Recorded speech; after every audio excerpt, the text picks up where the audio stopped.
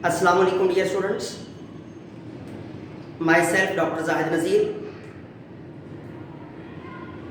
Today we will discuss about C4 cycle, or we can say that about C4 plants. जैसा कि हम previous lecture में C3 plants पढ़ चुके हैं, C3 साइकिल से कैल्विन साइकिल भी कहते हैं और हम फोटोसिंथेसिस डार्क रिएक्शन का नाम भी देते हैं। और most of the plants are C3 plants, क्योंकि in case of dark reaction और we can say that light independent reaction का जो प्रोसेस है, इसमें during carbon dioxide fixation process, याद रखिएगा जो फर्स्ट प्रोडक्ट बनती है that is 3 carbon, that's why they are called C3 plants. लेकिन जब कंडीशंस हॉट एंड ड्राई होती हैं तो बहुत सारे monocots C3 plants problem of photo respiration को ओवरकम करने के लिए C4 साइकिल अपनाते हैं और इन प्लांट्स के अंदर कुछ ऐसी मॉडिफिकेशन एंड एडाप्टेशन आती हैं जो इन्हें हेल्पफुल होती हैं C4 साइकिल के लिए, ताकि ये फोटो रिस्पायरेशन से बच सकें, क्योंकि photorespiration is a wasteful process. तो सो याद रखिएगा in case of some plants जो C4 प्लांट्स हैं, अब ये साइकिल कब होता है? A hot and dry days में। और कौन से प्लांट्स में होता है? Example sugar cane, maize, sorghum and grasses. बहुत सारे ग्रासेस में भी ये C4 साइकिल होता है। पिछले लेक्चर में हमने एनाटॉमी ऑफ द लीफ पढ़ी थी और मैंने आपसे बात की थी कि इन केस ऑफ C3 प्लांट्स जो फोटोसिंथेसिस का प्रोसेस होता है वो मेसोफिलस सेल्स में होता है। हमने एनाटॉमी ऑफ द लीफ में देखा था और वहां पर ही स्ट्रोमा के अंदर जो है वो कार्बन डाइऑक्साइड फिक्सेशन होती है। लेकिन during hot and dry condition जब प्लांट C4 साइकिल में जाते हैं, जिन प्लांट को हम ये नाम देते हैं C4 प्लांट्स, इन्हें क्या नाम देते हैं हम लोग? C4 plants. तो ये प्लांट्स C4 प्लांट जो है, जब कंडीशन बहुत ज्यादा ओवर हो जाती है, स्टोमेटा बंद करते हैं प्लांट्स अपने वाटर को कंजर्व रखने के लिए, तो याद रखिएगा टेम्परेचर बढ़ने की वजह से जो है वो वाटर लॉसेस होना शुरू होता है, तो ये अपने स्टोमेटा को बंद कर लेते हैं और मेसोफिलस सेल्स के अंदर ऑक्सीजन कंसंट्रेशन बढ़ जाती है, जिसकी वजह से हमने पीछे देखा था पिछले वाले लेक्चर में कि लीव्स के अंदर खास किस्म की मॉडिफिकेशन होती है C4 प्लांट्स के अंदर। इनके जो वेस्कुलर बंडल्स होते हैं, इसके अराउंड एक शीट बनती है जिसे हम बंडल शीट कहते हैं, और बंडल शीट सेल्स के अंदर कार्बन डाइऑक्साइड फिक्सेशन होती है। और याद रखिएगा in case of the sugar cane, maize, sorghum and other C4 plants, अब ये C4 प्लांट्स इसलिए कहा जाता है कि जो फर्स्ट प्रोडक्ट बनेंगी that will be xyloacetate, or we can say that acetic acid, xyloacetic acid or xyloacetate, that would be 4 carbon. That's why these plants are called as the C4 plants. अब याद रखिएगा in plants में during hot and dry conditions 2 किस्म की adaptations होती हैं। क्या होती हैं? एडाप्टेशंस। वो एडाप्टेशन जिनमें नंबर 1 दी डायमॉर्फिक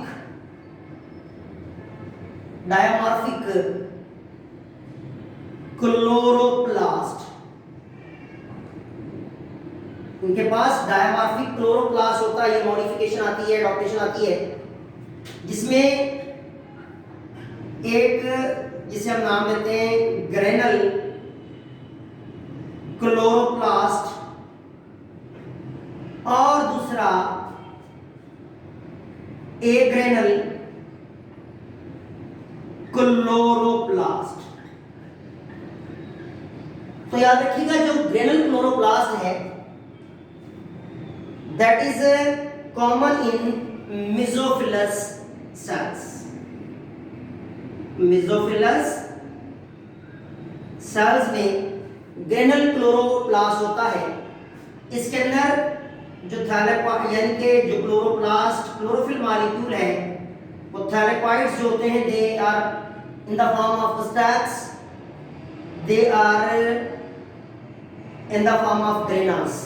किस फॉर्म में होते हैं? ग्रेना की फॉर्म में। This is called as grana और we can say that granum. तो ग्रेनल क्लोरोप्लास्ट मोस्टली कहां कॉमन होता है? मेसोफिल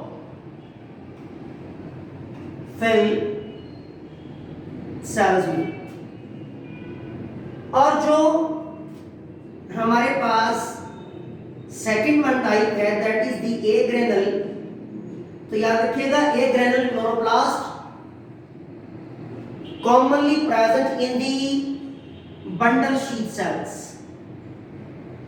bundle sheath cells में ये प्रेजेंट होता है और इनके पास जो है वो स्ट्रोमा लैमेली होती हैं, ग्रेनम नहीं होते।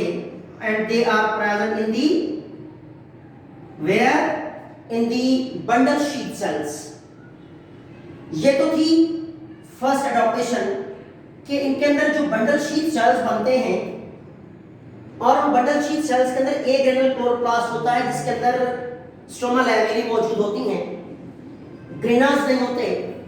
और जो ग्रेनल क्लोरोप्लास्ट है वो मेसोफिलस सेल्स में होता है जो C3 प्लांट्स के अंदर मेन साइट होती है फोटोसिंथेसिस के लिए। और जो सेकंड वन एडॉप्टेशन है that is the called as Crane's anatomy। Crane's anatomy means formation of bundle sheath। जो हम एनाटॉमी ऑफ लीव्स में देख चुके हैं कि formation of bundle sheath sales, formation of bundle sheath or we can say that arrangement of bundle sheath cells around the vascular bundles। अब vascular bundle क्या है? जाइलम और फ्लोएम। अब जाइलम और फ्लोएम के अंदर जब अरेंजमेंट होती है बंडल शीथ सेल्स की, इसे क्रेन्स एनाटॉमी कहते हैं। ये एडॉप्टेशंस हैं, ये एडॉप्टेशन सक्सेसफुल बनाती हैं इन C4 प्लांट्स को फॉर C4 साइकिल, जिसे हम नाम देते हैं हैच-स्लैक साइकिल भी कहा जाता है।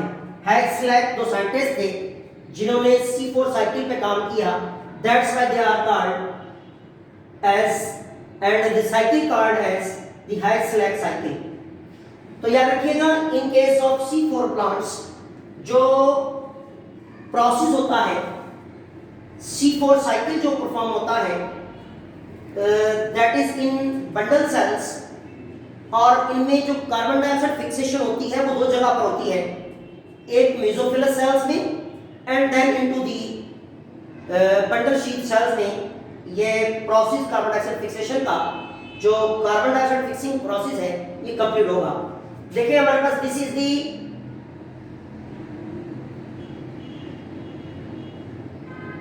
One cell, this cell called as the mesophyllous sales.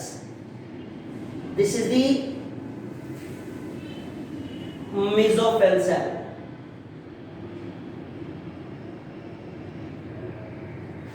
and beneath the mesophilus, this is the other adjacent beneath cells, that is the bundle sheath cell. This is called as bundle sheath cells, or we can say that cell. एक छोटी सी बात याद रखिएगा कि जब carbon dioxide react करती है water के साथ in presence of enzyme that is called carbonic anhydrase. Carbonic anhydrase. So it will be converted into carbonic acid, HCO3. That is called carbonic acid. और कार्बोनिक एसिड जब break होगा into the carbonium ion as well as into hydrogen ion. याद रखिएगा जब carbon dioxide in the mesophilous cells reacts with water, it will produce carbonic acid and then bicarbonium ion. This is called bicarbonium ion, HCO3. HCO3. जब PEP, इसके हम नाम देते हैं PEP for phosphoenol pyruvate. What for? PEP for phosphoenol pyruvate. PEP, phosphoenol pyruvate. जब phosphoenol pyruvate react करेगा carbonium bicarbonium ion, this is called bicarbonium ion, bicarbonium ions. In the presence of enzyme that is called as PIPCO. तो याद रखिएगा PIPCO stand for phosphoenolpyruvate carboxylase enzyme. This is the carboxylase enzyme. And PEP for phosphoenolpyruvate carboxylase enzyme. And it will produce, this is the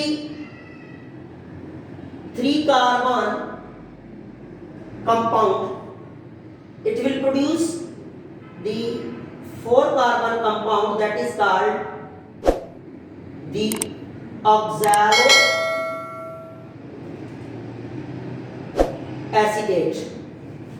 This is the 4 carbon compound, and then oxaloacetate will be changed into malic acid, or we can say that millet. It is also called malic acid.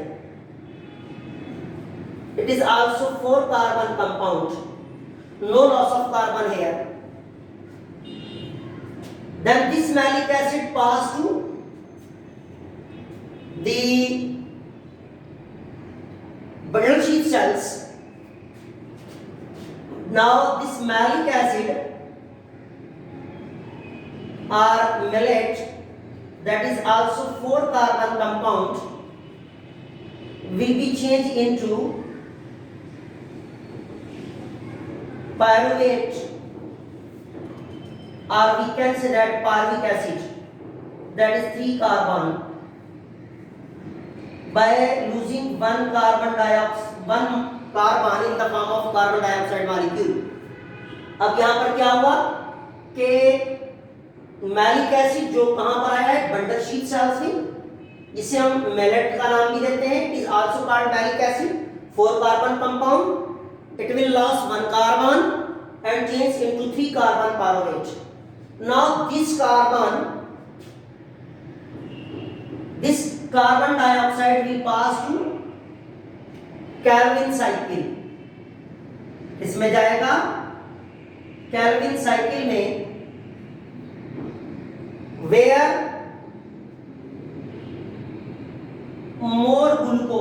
glucose is formed.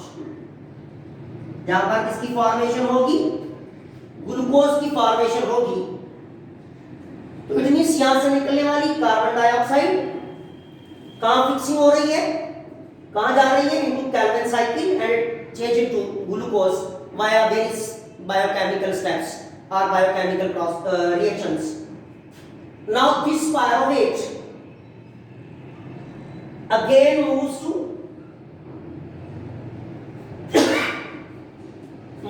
the mesophilous cells, and by using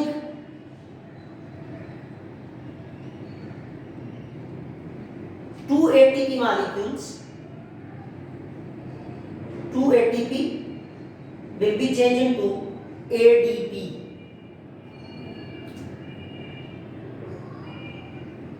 Two ATP then change into 2 ADP by loss of 2 atomic phosphate or inorganic phosphate. It will be changed into again phosphoenol pyruvate. For अब यहाँ पर क्या हुआ, ये जो pyruvate था by using 2 ATP it will be changed into phosphoenol pyruvate, ताकि again ये साइकिल रन हो सके. अब याद रखिएगा, इस तरह कार्बन डाइऑक्साइड फिक्सेशन जो होती है, ग्लूकोसिंथेसिस का प्रोसेस जो C4 प्लांट में हो रहा है, वो जिसे हम C4 साइकिल कहते हैं, C4 प्लांट्स में वो होता है बंडल शीट सेल्स में, जहां पर कार्बन डाइऑक्साइड फिक्सेशन हो रही है. अब देखिए यहाँ पर कार्बन डाइऑक्साइड फिक्सेशन एक तो इस पॉइंट पर हो रही है जो कि मेसोफिलस सेल्स में, और दूसरा बंडल शीट सेल्स में. तो याद रखिएगा C4 साइकिल में इन case of C4 plants carbon dioxide जो फिक्सेशन होती है that is in the 2 places, one mesophilous cells and the second one is bundle sheath cells. अब यहां पर हमारे पास जो फर्स्ट प्रोडक्ट बनी है वो कौन सी बनी थी, एक्सालो एसीटेट, जो कि 4 कार्बन है, इसलिए such type of plants are called as C4 plants. ये एंटी टेस्ट के हवाले से मोस्ट इंपॉर्टेंट पॉइंट है कि C4 प्लांट्स को C4 प्लांट क्यों कहा जाता है, तो due to the formation of oxaloacetate that is the 4 carbon compound. और कार्बन डाइऑक्साइड फिक्सेशन कहां हो रही है, 2 जगह पर हो रही है. और याद रखिएगा, अब जो टोटल एटीपीज इस प्रोसेस के अंदर इस्तेमाल हो रही हैं वो हम देखते हैं कि कितनी इस्तेमाल होंगी. जैसा कि पीछे हमने C3 साइकिल में पढ़ा था, C3 प्लांट्स में, कि एक ग्लूकोज सेंसिटाइजेशन के लिए हमें जो नंबर ऑफ एटीपीज चाहिए होती हैं दैट इज 18 एटीपीज. और याद रखिएगा, जिस तरह एक जो केल्विन साइकिल है 6 टाइम रिपीट होता है for one glucose sensitization molecule sensitization के लिए, जो हम डिस्कस कर चुके हैं कि अगर एक मॉलिक्यूल सेंसिटाइज करना है तो C3 प्लांट्स में ये साइकिल 6 दफा रन होता है, क्योंकि जो हमारे पास राइबोलोज बायोफॉस्फेट है वो एक मॉलिक्यूल, एक कार्बन डाइऑक्साइड गैस मॉलिक्यूल को अपने साथ या एक कार्बन को पिकअप करता है, कैचअप करता है फॉर साइकिल के लिए. तो अब 18 एटीपीज एक ग्लूकोज यानी 6 साइकिल्स में 18 एटीपीज इस्तेमाल हो रही है. इसी तरह तो ये साइकिल भी 6 दफा रन करना पड़ेगा एक ग्लूकोज सेंसिटाइजेशन के लिए. तो यहाँ पर जो एटीपीज यूज हो रही है that is in one cycle the 2 ATPs and 2 multiply by 6 is equal to 12. तो 12 एटीपीज यहाँ पर इस्तेमाल हुई. 18 एटीपीज जो है वो एटीपीज जो थी वो हमारे पास कितनी बनेगी 18 पहले थी C3 प्लांट्स के ग्लूकोज सिंथेसिस के लिए, अब टोटल हो गई 30 एटीपीज। कितनी एटीपीज? तो याद रखिएगा 30 ATPs in case of C4 plants जो है वो यूज होती हैं for the synthesis of glucose molecules. तो in case of C4 plants ये cycle hot and dry condition में होता है, पीछे हम डिस्कस कर चुके हैं, क्योंकि ये प्लांट्स ओवरकम करने के लिए फोटो रिस्पायरेशन को C4 साइकिल में जाते हैं और first product C4 carbon oxaloacetate होता है, इसलिए इनको C4 प्लांट्स कहा जाता है। तो ये हमारे पास ब्रीफ जो था C4 साइकिल। इंशाल्लाह in the next lecture we will discuss about photorespiration as well as chem plants. If you have any question regarding this topic, you can ask in the comment box. Inshallah, I will reply. Thanks.